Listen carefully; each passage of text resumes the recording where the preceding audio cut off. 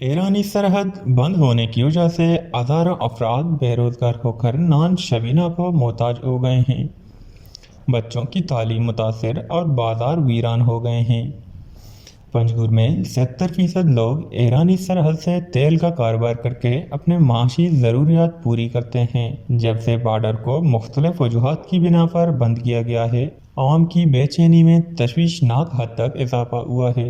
इनके लिए रोज़गार के मुतबादिल ज़राए भी नहीं जिनसे वो इस्तेफादा करके अपने माशी ज़रूरियात पूरी कर सकें। पंजगुर के अवामी हलकों ने चीदगी और जीरक बॉर्डर पॉइंट्स के बंदिश पर एहतजाज करते हुए हुकूमत से ईरानी सरहद को आवाम के रोज़गार के लिए खोलने का मुतालबा किया और कहा कि चीदगी और जीरक से रोज़गार करने दिया जाए। गाड़ियों की रिवेरिफिकेशन के नाम पर आवाम को भूखा मारना इंसानी हकूक़ की खिलाफ वर्जी है।